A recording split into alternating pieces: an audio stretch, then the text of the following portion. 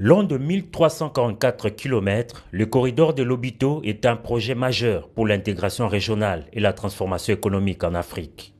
Les enjeux de ce projet pharaonique, qui devra permettre de réduire considérablement les délais de transport de minerais critiques, essentiels pour la transition énergétique mondiale, sont au cœur d'une multilatérale ce mercredi 4 décembre 2024 à Lobito entre les dirigeants africains et le président américain.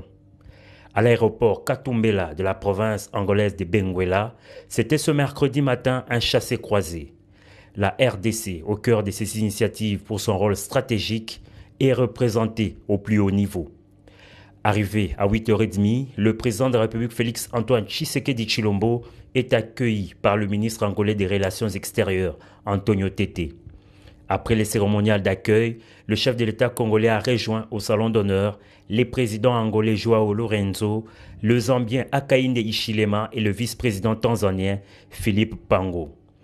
À l'arrivée, quelques minutes après du président américain, première visite officielle en Afrique, tous les chefs d'État ont pris la direction du terminal du port de Lobito dans le centre-ville. Protocole millimétré, Joe Biden et ses homologues africains ont visité en quelques minutes ces ports situés sur la côte ouest de l'Afrique. Brève visite sanctionnée par une photo de famille. Et le point culminant, c'est à l'usine de transformation alimentaire du groupe Carino. Après une présentation de matériaux pour la construction de la tour, Joe Biden et Félix Tshisekedi se sont retirés pour un tête-à-tête de quelques minutes. Rien n'a filtré de cette rencontre en bilatéral. Autour d'une table ronde, peu après, les dirigeants africains et le président américain ont tour à tour parlé de l'importance de la concrétisation du corridor ferroviaire de Lobito.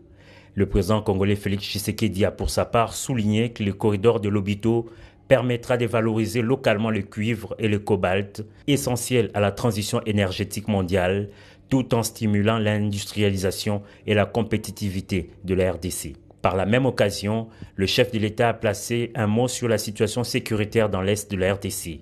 Félix Tshisekedi a insisté sur l'urgence d'une paix durable dans la région et a salué le rôle déterminant de l'Angola dans le processus de Luanda.